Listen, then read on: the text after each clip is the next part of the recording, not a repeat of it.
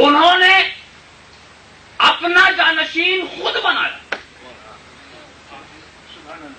اور عمر کی جس منزل میں انہوں نے یہ بات کہی تھی کہ یہ میرا پوتا زندہ ولی ہے، عمر کے ابھی بچپنے میں ابھی یہ بچے تھے، مستقبل کے بارے میں یہ خود نہیں سمجھتے رہے ہوں گے کہ میرا مستقبل کیا ہوگا، مگر ایک عارف دیکھ رہا تھا، ایک عارف دیکھ رہا تھا کہ اب میرا بچہ ولی کامل ہے۔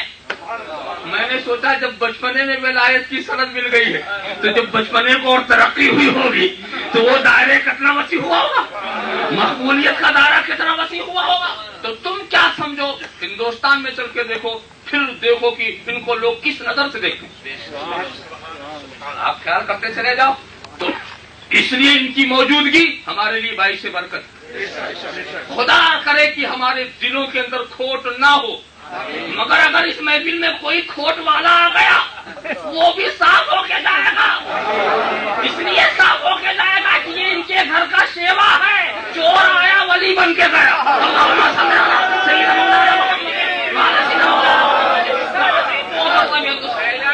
سرکار کلا میدان خاندان اشرفیہ۔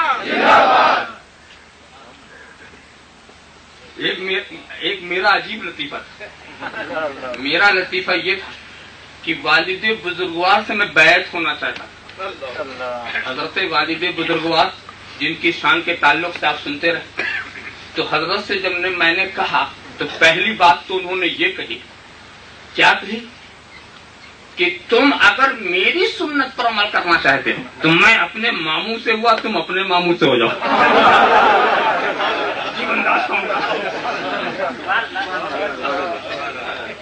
اچھا اس کے بعد پھر میں نے کہا اچھا پھر اطمینان سے پھر کہیں گے، پھر سوچ میں پڑ گیا۔ دوسری مرتبہ جب میں نے معروضہ پیش کیا ان کی بیماری کے دوران تو کہا تمہیں انہی سے ہونا، یہ میری ان کی اپنی بات۔ خیر میں خاموش ہو گیا کہ تم بھی مقدر کا لکھا آدمی کیا جانتے، اور پھر حضرت کا وصال ہو گیا۔ تو حضرت کا جب وصال ہو گیا تو پھر دوران طالب علم میں میں نے خود ایک خواب دیکھا کہ میں حضرت کے قیام کا سرکار کلاں کے قیام کا پر حاضر ہوا، اور وہ دفتر کا پرانا نقشہ تھا، حضرت جہاں بیٹھتے تھے وہاں کوئی نہیں تھا، ایک بزرگ بیٹھے ہوئے تھے جن کو میں پہچان نہیں سکا۔ اب اس کے بعد میں نے پوچھا حضرت کہاں ہے، کہا گھر میں گئے ابھی آنے والے ہیں۔ اتنے میں حضرت تشریف لائے اور لانے کے بعد رات ہی کو اسی عالم میں اپنی مسند کے قریب بلا کر کے ہاتھ پکڑ کے بیعت کر لیا۔ یہ تو رات کا معاملہ تھا، اس کو بھی میں نے کسی سے نہیں بتایا سوائے اپنے استاد مولانا حمید اشرف صاحب سے۔ صبح میں نے بتایا ان سے تو انہوں نے ذکر کیا اور تو وہ بھی خاموش رہے، کہا کہ یہ تو ہے معلوم ہوتا ہے کہ تمہارا حصہ وہیں لکھا ہوا ہے۔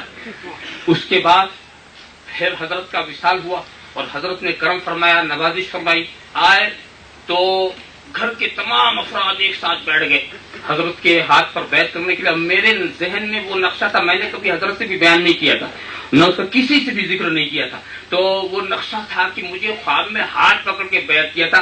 آج چادر پکڑواتے ہیں یا ہاتھ، میں یہ سوچنے لگا تھا اس وقت دل میں ایک بات تھی، بیعت تو چادر پکڑ کے بھی ہو سکتا ہے سب سے، مگر ایک دل میں بات ہے، اور میں نے یہ سوچا کہ 4 5 8 10 آدمی بیٹھیں گے تو چادر ہی پھیلائی جاتی، ایک کو تو بلا لو تو ہاتھ بھی پکڑ لیا، تو تنہا جانے میں تو بات صاف ہے وہ ہاتھ ہی پکڑیں گے، مگر اگر چند آدمی بیٹھتے ہیں تو دیکھتے ہیں کیا ہوتا۔ چادر پھیلا دی، گھر کے دوسرے افراد نے چادر کو پکڑ لیا اور حضرت نے بھی چادر پکڑ کر کے میرا ہاتھ بھی کھینچ لیا، اور کھینچ کر کے ہاتھ پکڑ کر کے مجھے بیعت کی، اور مجھے اپنا خواب یاد آ گیا، اور پھر اس ولی کامل کی بات یاد آ گئی کہ تمہیں انہی سے ہونا۔ اس پر ایک لطیفے کی بات آئی، حضرت کا ایک مرید تھا، کچھ عجیب کچھ ہوتے ہیں نا تو ذرا سا بزرگوں کی نوازش سے بولنا زیادہ آ جاتا ہے، ضروری غیر ضروری ہر بات بولتے ہیں، تو ایک ایسا تھا تو اس نے کہا تھا کہ میرا پیر محدث اعظم مجھ کو سنا رہے کہ میرا پیر تو محدث اعظم، کہا جی ہاں آپ کا پیر وہ ہے جسے آپ نے چنا ہے، اور میرا پیر وہ ہے جسے آپ کے پیر نے چنا ہے.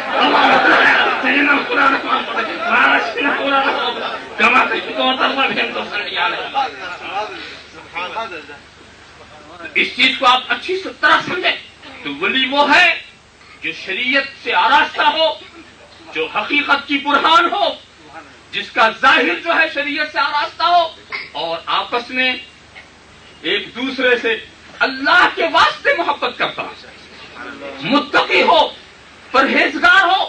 تو ولی تشریعی کی لیے، اور ایک ولی تکوینی ہوتا ہے. ولی تکوینی وہ ہوتا ہے جس کو عالم میں تصرف کے اختیارات حاصل ہوتے ہیں.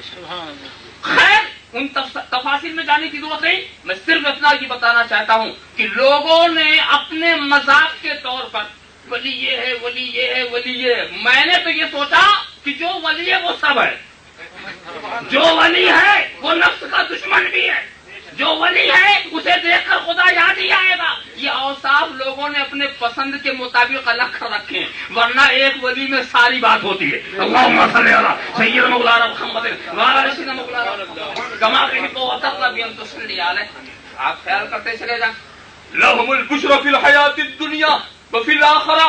ان کے لیے بشارت ہے دنیا کی زندگی میں بھی اور آخرت کی زندگی میں بھی. اللہ اکبر.